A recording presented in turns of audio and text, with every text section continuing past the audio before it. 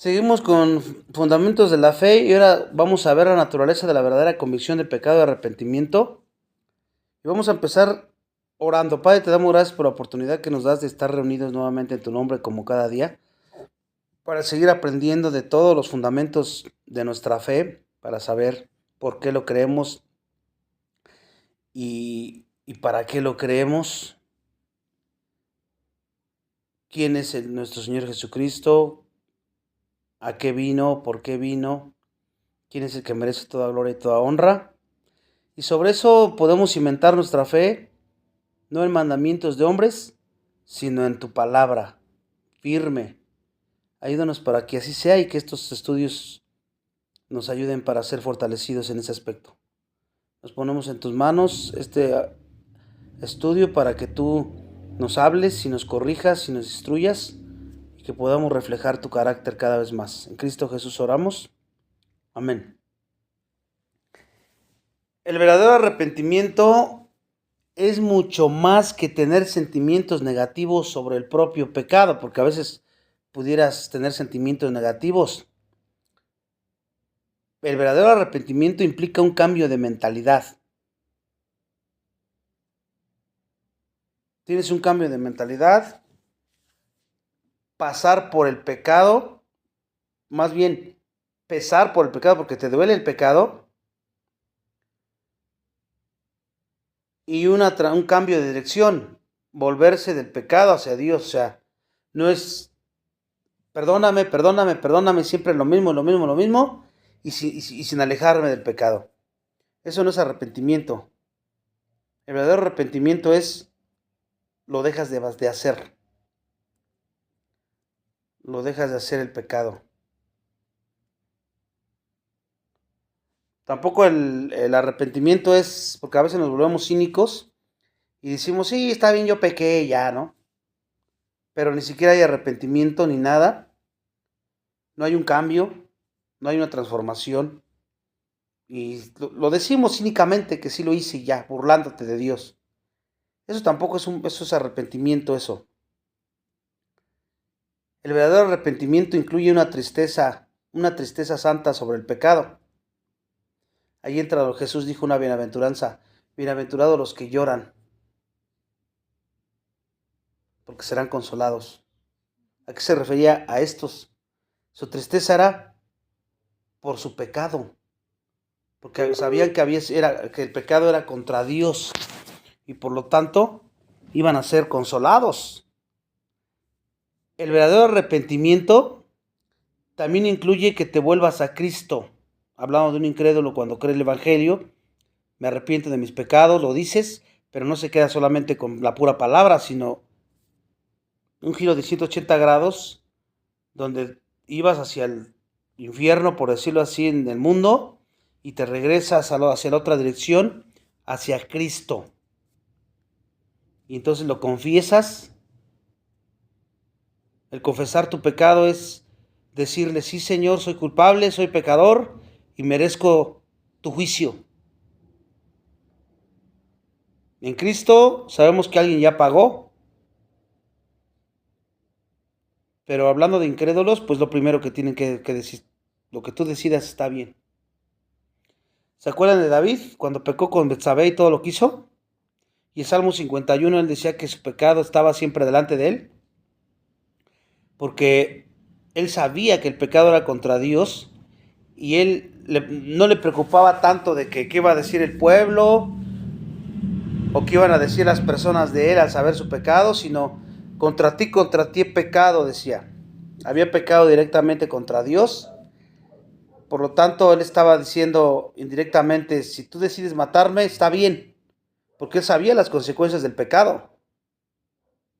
Entonces, la misericordia de Dios, porque David tenía fe, era un hombre conforme al corazón de Dios y tenía fe en Cristo hacia futuro.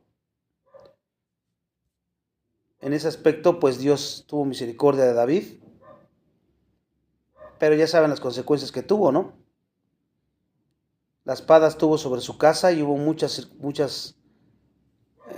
cosas difíciles ahí. Se muere el hijo de Betsabé y luego sus hermanos estaban en pleito, uno viola a su hermana y luego el otro le quiere quitar el reino, entonces fue un caos. Entonces aquí entendemos lo que es el verdadero arrepentimiento. Dejas de hacerlo porque a veces perdóname. Y al ratito otra vez vuelves a ofender. Vuelves a hacer lo mismo y perdóname.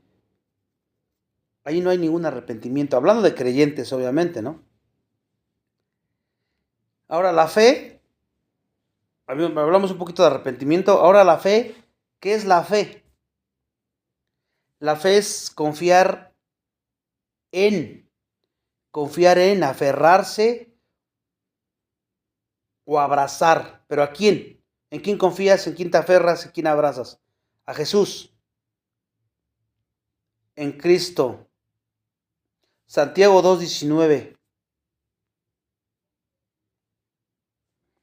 Santiago 2:19. Una verdadera conversión resulta en uno cuando uno es liberado de la carga. ¿De qué carga?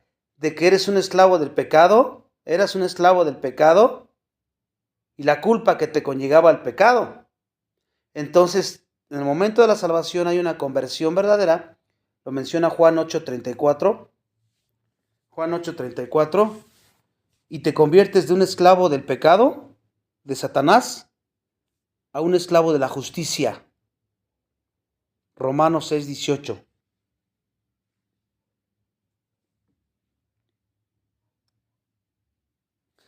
Ahora, no estoy diciendo que un cristiano no peque, porque todos pecamos en algún momento, ¿no? Seguimos pecando, es una lucha en la carne pecaminosa, en la naturaleza. Lo vemos en Romanos 7, donde está la lucha contra el pecado. Romanos 7. Pero fíjense, el cristiano no deseará pecar más y no vas a disfrutar el pecado, ni lo vas a solapar, ni vas a querer justificarlo. Porque a veces decimos, es que como tengo sueño ando de mal humor, porque ando en mis días ando de mal humor, porque estoy en la menopausia y eso me hace que ande así. Entonces nos excusamos a través de esas cosas, nuestras actitudes y nuestros pecados. Y no somos responsables de que esas cosas, lo único que están evidenciando es tu pecado que está en tu corazón. Entonces debes de reconocer el pecado, no estar buscando culpables externos, circunstancias o personas externas, porque entonces estás encubriendo tu pecado. Y Proverbios dice que como quien encubre su pecado, no prosperará. Entonces la marca distintiva de un verdadero creyente es que está luchando contra el pecado y no lo disfrutas, pecas, te arrepientes luego, ¿por qué? Por las consecuencias que te va a afectar, porque puedes perder el trabajo, no, porque ofendiste contra Dios, porque sabes que cualquier pecado es grave. No hay pecados chicos, medianos ni graves. Todo pecado para Dios es pecaminoso, desde la más mentira piadosa que tú puedas pensar hasta el peor suicidio que haya. El peor suicidio que haya. Es lo mismo. La marca distintiva es esa. Y ahí te puedes dar cuenta si amas realmente a Cristo y porque odias el pecado. Y entonces hay una evidencia de la salvación aquí. Porque a veces necesitamos examinarnos. La verdadera salvación nunca carece de una fe verdadera que ya vimos un poquito, o un amor verdadero por Dios y una esperanza verdadera, pero no sin antes un arrepentimiento verdadero. Y un verdadero amor será manifestado ¿cómo? En buenas acciones para con los demás. Y tus acciones tienen un propósito: glorificar a Dios, obedecer a Dios. No son buenas acciones que el mundo hace, sin Dios y sin la gloria para Él, sino para ellos. Todo esto es importante porque te lleva a tener una seguridad de tu salvación. Romanos 8, 29, 30.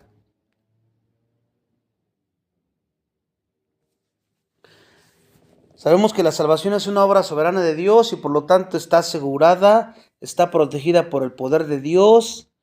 Dios determinará lo que Él comenzó, lo va a terminar. Filipenses 1:6, Dios, la obra que Él empezó, Él la va a terminar. Filipenses 1:6. Ya vimos que entonces tú puedes saber si tienes vida eterna, según Primera de Juan. ¿Andas en luz o andas en tinieblas?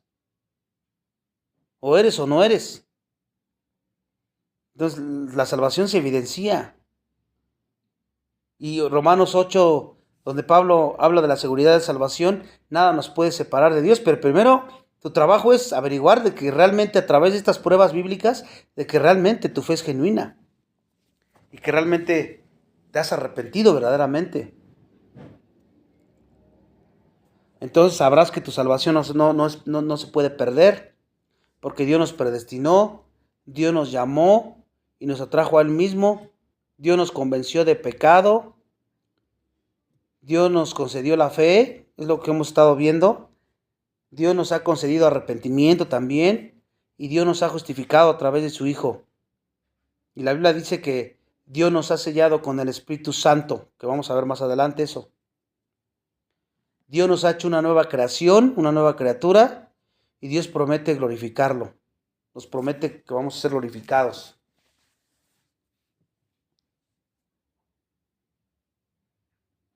El cristiano no es alguien que quiere portarse como Cristo, hermanos, que a veces malentendemos. El cristiano no es alguien que se quiere portar como Cristo.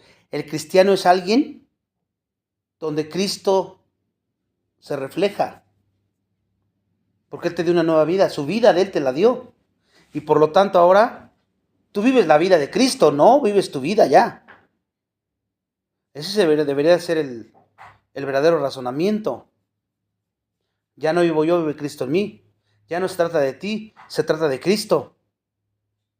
Entonces un verdadero creyente en Cristo, por eso no puede perder su salvación. De modo que te da vida y luego te la va a quitar, pues no. Y tu respuesta debe de ser agradecimiento y obediencia. Nosotros no podemos entender cómo Dios nos eligió para salvación. No lo podemos entender.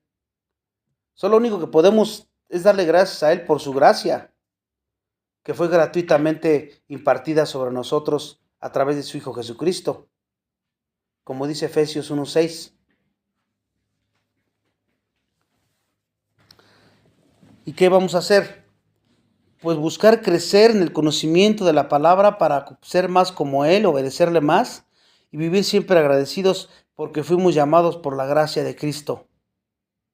Gálatas 1:6. Esa debe ser nuestra respuesta, sabiendo que sus dones y sus llamamientos son irrevocables. Romanos 11:29.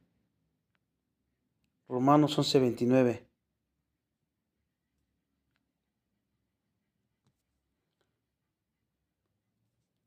Juan 14:6. Y aquí vamos a cambiar de tema un poquito. Aquí vamos a ver ahora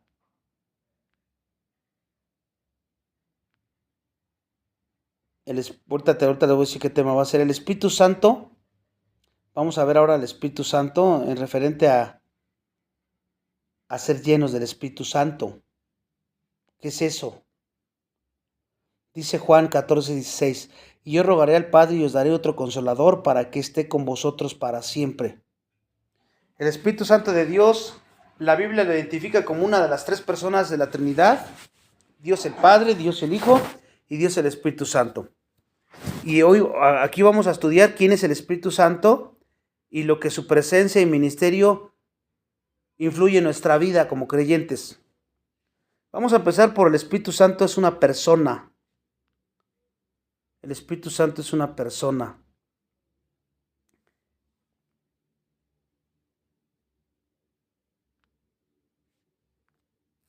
Y vamos a ver ahí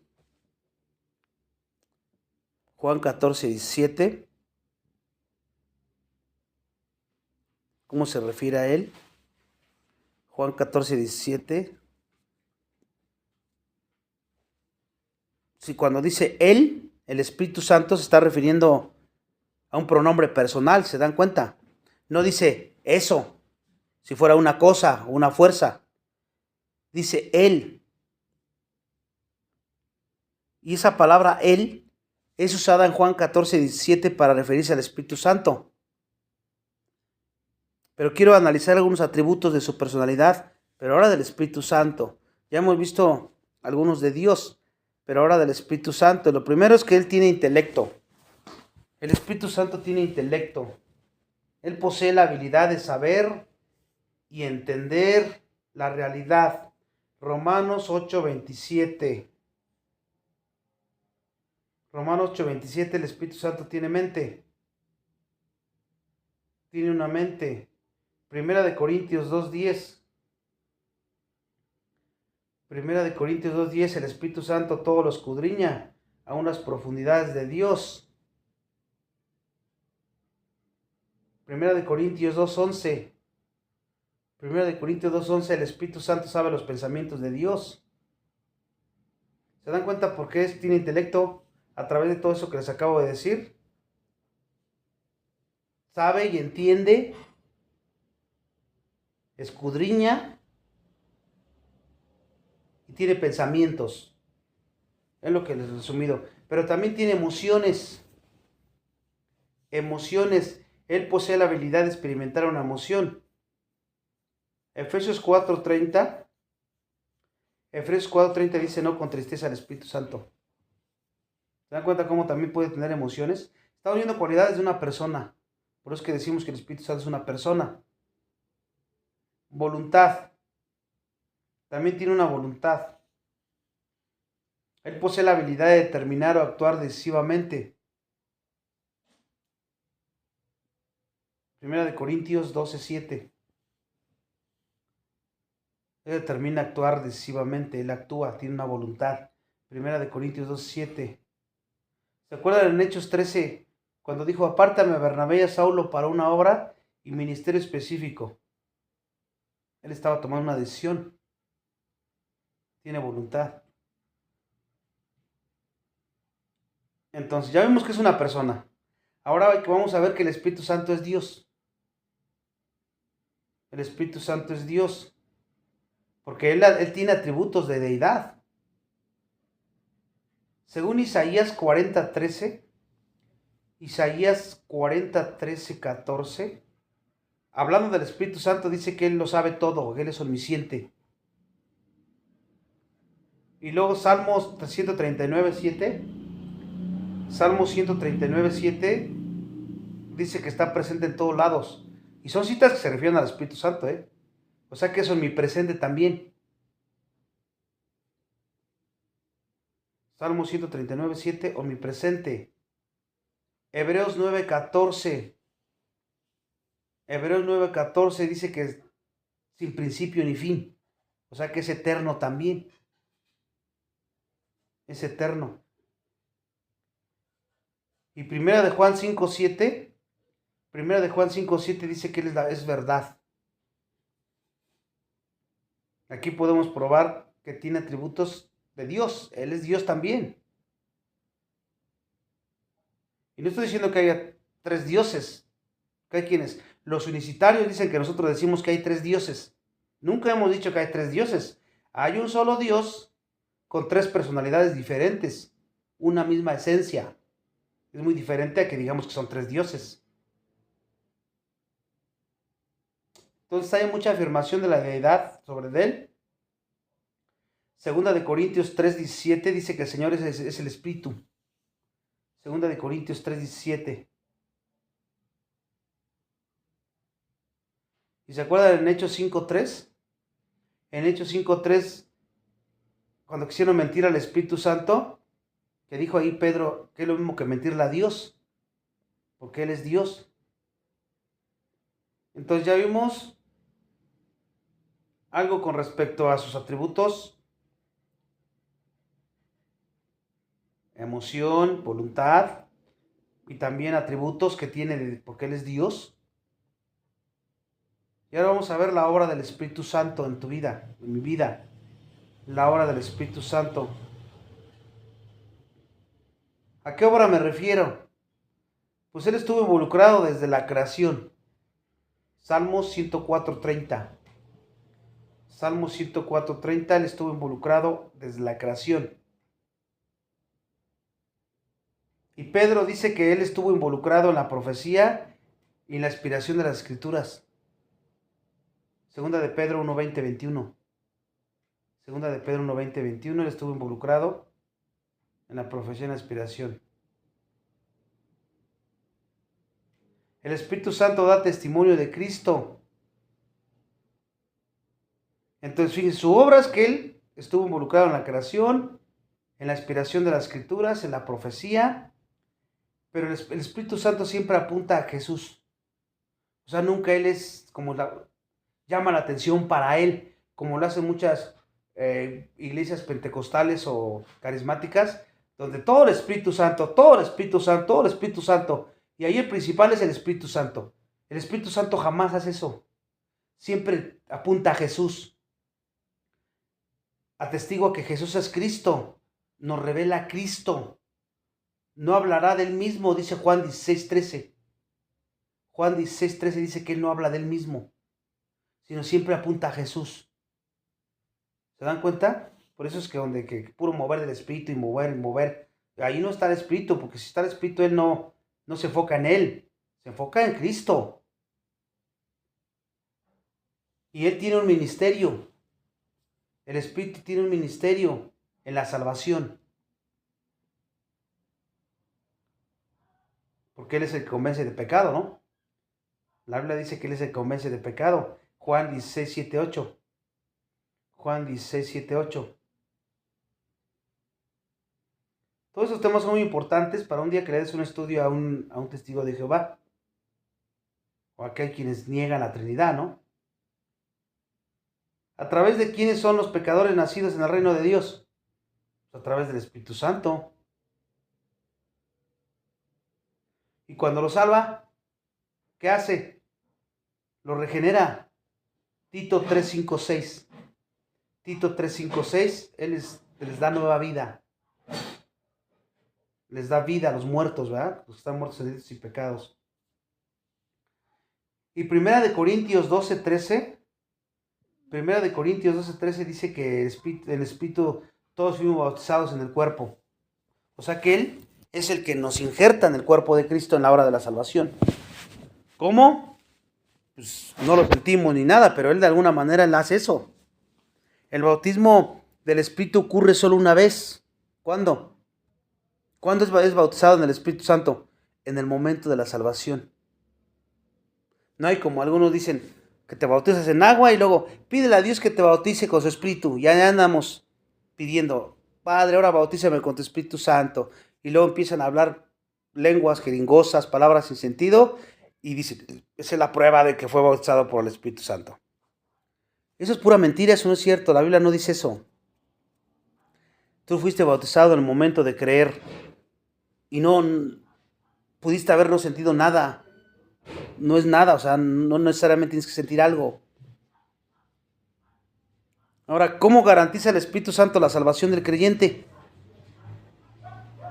¿Cómo la garantiza? Efesios 1:13-14. Efesios 1:13-14 dice: En él también vosotros, después de escuchar el mensaje de la verdad, el evangelio de vuestra salvación, y habiendo creído, fuisteis sellados en él con el Espíritu Santo de la promesa, o sea, fuiste sellado en Cristo con el Espíritu Santo de la promesa, que nos es dado como garantía de nuestra herencia, con miras a la redención de la posesión adquirida de Dios para la alabanza de su gloria. Ahí lo garantiza Dios.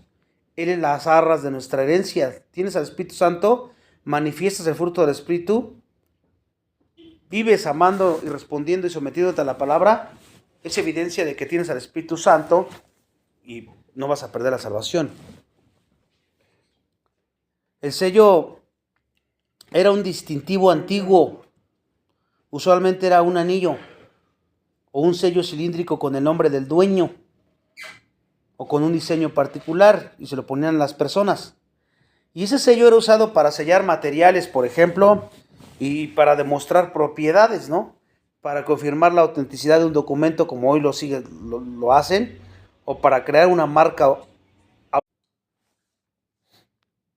Entonces, ya hemos visto que el Espíritu Santo tiene voluntad, hemos visto su carácter, hemos visto que Él es Dios, Él obra en la creación, en la profecía, en la inspiración, en las escrituras, lleva a las personas a Cristo, les convence a las personas de pecado, los regenera porque Él es el que les da la nueva naturaleza, los hace nuevas criaturas.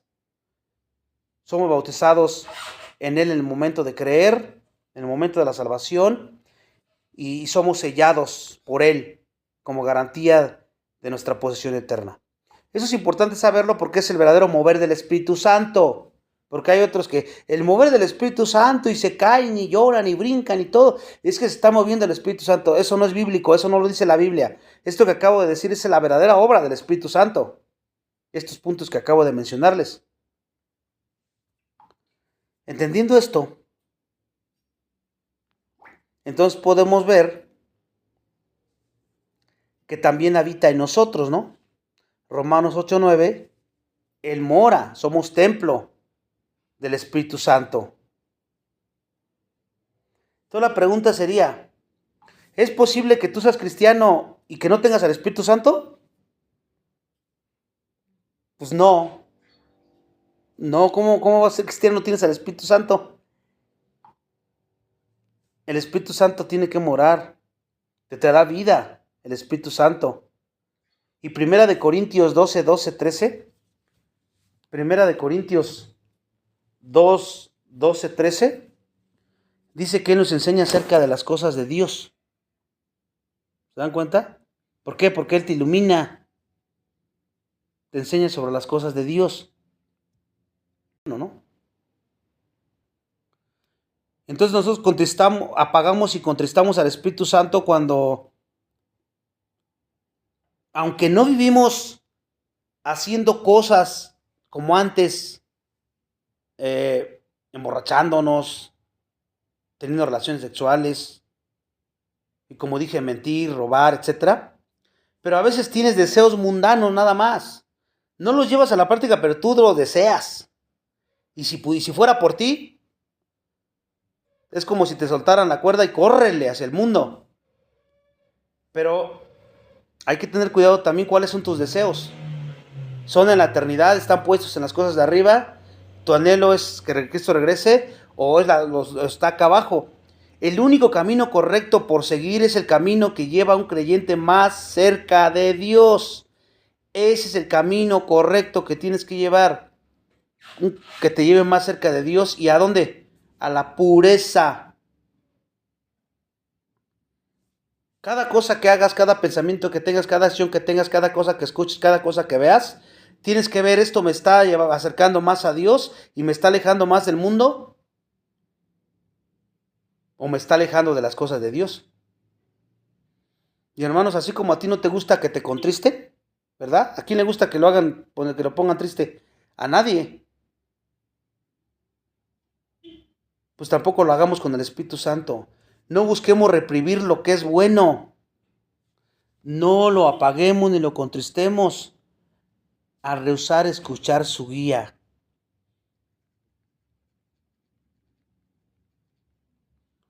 ¿Se dan cuenta? Aquí quise detenerme un poquito por esto, porque es importante, porque a veces sabemos estas palabras, pero ni siquiera sabemos qué significa ahí. Y hay otra, Efesios 5:18, sed lleno del Espíritu. ¿Y también eso qué es? Ser lleno del Espíritu. Bueno, ser lleno del Espíritu Santo es llenarse del Espíritu Santo. Entonces todo eso es importante que lo entendamos. ¿Por qué? Porque luego por eso andamos mal, porque no hemos entendido mucho esto. En pocas palabras, para que me entiendan, el ser lleno del Espíritu Santo es ser llenado con su palabra. Que la palabra de Dios more en abundancia. Mucho, muchísimo. Y mientras eres llenado de la palabra, la meditas, la murmuras para ti mismo o para ti misma constantemente todo el día, en los estudios de diario. Y si sigues esa repetición constante en tu vida como tu prioridad, va a controlar tu pensamiento y tus acciones. Ahí se va a evidenciar y se va a ver. ¿Qué pasa cuando un cristiano joven o mayor o adulto sigue viviendo y es influenciado bien fácilmente con las cosas de afuera y casi por el espíritu no es influenciado? ¿Por qué? Pues eso hay que ver, hay que preguntarnos, pues cuánto tiempo estás puesto al día en la escritura. ¿Se está llenando realmente con la palabra? Porque si no, ¿cómo te va a controlar tus pensamientos y tus acciones? Para que tú te impregnes de algo, necesitas estar completamente lleno de eso, ¿no? Si no, no hay posibilidad de eso. Y por eso los jóvenes o los adultos batallamos pensando, es que pues yo me esfuerzo, pero pues siempre caigo en lo mismo y sigo viviendo igual. Pues la pregunta sería, ¿qué tanto estás expuesto a la palabra de Dios? Para que more y para que te apartes de pecar. Si realmente quieres vivir una vida que despliegue el fruto del Espíritu, amor, gozo, paz, paciencia, benignidad, bondad, fidelidad, mansedumbre, dominio propio, si realmente quieres eso, pues tienes que andar en el Espíritu, controlado por la palabra. Y no vas a poder estar controlado por la palabra si no conoces la palabra. Y no me refiero a conocer por partes o nada más por encimita. No, tienes que conocerla bien, profundizar bien en ella, para que entiendas bien lo que dice ahí en la forma interpretada correctamente y de esta manera tú puedas obedecer correctamente. Cuando un creyente es llenado con el Espíritu Santo, el creyente va a exhibir el fruto del Espíritu, o sea, lo va a mostrar naturalmente, hermanos. La pregunta sería, ¿tú estás exhibiendo al Espíritu Santo en tu vida o no lo estás mostrando? ¿Se acuerdan cuando Pablo les dijo, o no sabéis que vuestro cuerpo es templo del Espíritu Santo, que está en vosotros, el cual tenéis de Dios y que no sois de ustedes? Pues por precio habéis sido comprados, por tanto glorificad a Dios en vuestro cuerpo y en vuestro espíritu, los cuales son de Dios. Pero ¿cómo se logra esto? Haciendo lo anterior. Y hay otro atajo, ¿no? Más fácil. Porque muchos queremos bendiciones, queremos estar bien todo el tiempo, una vida espiritual buena, aceptable, pero no queremos pagar el precio, esa es la realidad. Nos cuesta trabajo y déjame decirte que no hay atajos. No se puede. Esto es lo que tienes que hacer sí o sí. Ya casi para terminar este estudio, ya hemos visto que el Espíritu es una persona, dimos argumentos bíblicos, que es Dios también, es la tercera persona de la Trinidad. Hemos visto el rol del Espíritu Santo en la vida del cristiano también. Hemos visto las evidencias bíblicas de la persona del Espíritu Santo y de su obra en la vida de nosotros. Cómo fuimos sellados, el bautismo, lo que es contristar, lo que es apagar, lo que es ser lleno del Espíritu Santo. Entonces, esto nos da un poquito más de entendimiento sobre el Espíritu Santo. Ya vimos a Dios en temas anteriores, pero ahora estamos viendo la obra del Espíritu Santo y quién es el Espíritu Santo. Es la tercera persona de la Trinidad. Él es una persona separada del Padre y del Hijo, pero aún así completamente Dios también. Él estuvo en la creación, Él inspiró las Escrituras también, Él está en el proceso de la salvación.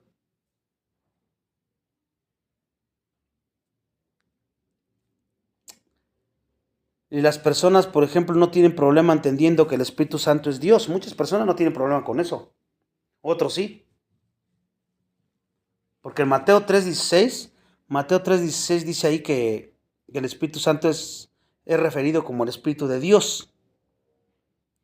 Entonces, aunque uno no tiene problemas con eso, sí tienen dificultad y entendimiento que el Espíritu Santo es una persona. Eso no lo, como que ahí ya no lo quieren entender muy bien. Por lo tanto, es importante enfatizar que el Espíritu Santo es una persona independiente, no una emanación de Dios, aparte de Dios, ¿no? O una fuerza, como dicen los testigos de Jehová. No. Ni tampoco es que Dios, como algunos lo quieren explicar, que es como el agua, ¿no? Que a veces es líquido, sólido y gaseoso. O sea que el agua, si te das cuenta, en los tres, sólido, líquido y gaseoso, pero sigue siendo la misma agua. Nada más toma diferentes formas. Y así algunos dicen que Dios es lo mismo, que un día es el Dios y luego se manifiesta como el Hijo y luego se manifiesta como el Espíritu Santo. No, así no es tampoco. No hay forma de explicarlo. Dios es un solo Dios y tres personas distintas al mismo tiempo. Una sola esencia. Hasta ahí nada más porque es lo que dice la Biblia. Y con eso nos tenemos que quedar y creerlo por fe, porque hay muchos por ahí, unicitarios, que ellos nada más creen que el Espíritu Santo es Dios. Y como mencionamos antes, los estudiantes normalmente, o las personas normalmente no tienen problemas aceptando el Espíritu Santo de Dios. Sin embargo, es bueno cubrir esta información como introducción de la Trinidad, cuando hablemos sobre la Trinidad, en algún momento que quieran hablar de la Trinidad. Y pues creo que aquí vamos a terminar el estudio. Mañana, si Dios nos lo permite, seguimos hablando un poquito todavía de la Trinidad. Ya vimos al Espíritu que da verdad, el Espíritu de vida.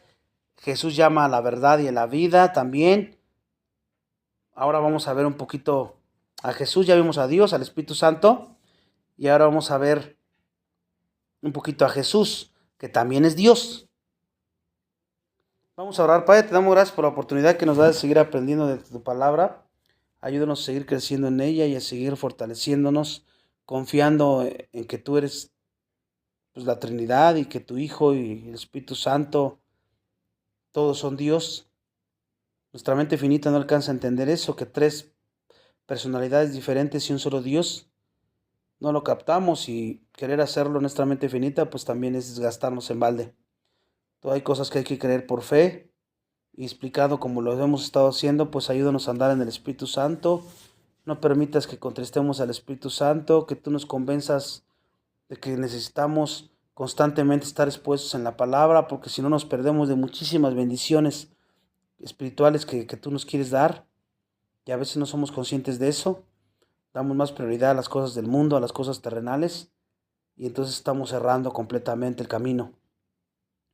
Y lo que es peor, podríamos no ser ni creyentes y estar autoengañándonos. Que cada día tengamos más hambre y sed de justicia y seguir aprendiendo todas estas verdades que son parte del Evangelio. Y solamente tú eres el único que nos puede ayudar. Separado de ti nada podemos hacer. Gracias por este estudio y nos ponemos en tus manos para que descansemos en paz, si es tu voluntad, y que podamos mañana pues seguir reflexionando y meditando de todas estas cosas. Es en Cristo Jesús que oramos. Amén.